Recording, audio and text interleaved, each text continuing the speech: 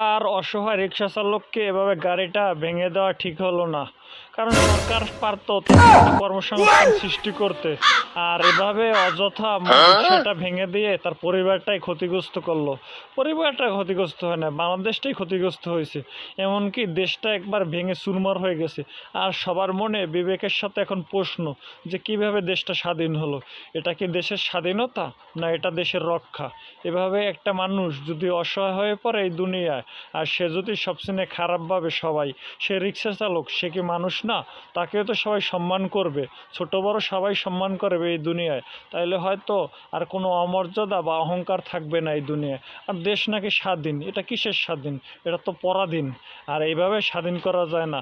সবাইকে মূল্যায়ন করতে হবে, ছোট বড় সবাইকে ভালোবাসতে হবে এই দুনিয়ায়। আর রিক্সা চালক হিসাবে তাকে সবসময় সম্মান করতে হবে, কারণ সেও দেশের নাগরিক। আর তার টাকা পয়সা দিয়ে, ওই কর দিয়ে সরকার চলে, ভ্যাট।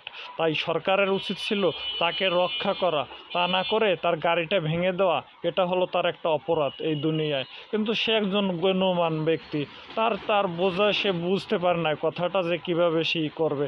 এর জন্য সে হয়তো মানুষের পাশে ছিল। আর সবাই নাকি, আর যে সময় তার ক্ষমতা থাকে সে সময় তারা অপব্যবহার করে, কিন্তু সবাই তো আর করে না এই দুনিয়ায়। সে রিক্সা চালক হিসাবে তাকে একটু আমরা মূল্যায়ন করি, আর তাকে একটু ভালোবাসি, তাইলে হয়তো একদিন সফলতা আসবে এই দুনিয়া। আর সবাই মানুষের পাশে কাঙ্ক্ষিত বস্তুতে পৌঁছাতে পারবো। আর এই দুনিয়ায় সবাই যদি রিক্সাওয়ালাকে খারাপ মনে করে আর তাকে যদি অমর্যাদা করি, তাইলে হয়তো জীবনে কোনো দিন সফল হবে না। যতই আমাদের দেশে অহংকার থাকুক না কেন, যতই অভাব থাকুক না কেন, আমরা সবাই মানুষ যদি একসাথে মিলেমিশে কাজ করি এই দুনিয়ায়, তাহলে আর কখনো অভাব বা অহংকার থাকবে না। আর রিক্সা চালক, সেও তো একজন গরিব ঘরের মায়ের সন্তান।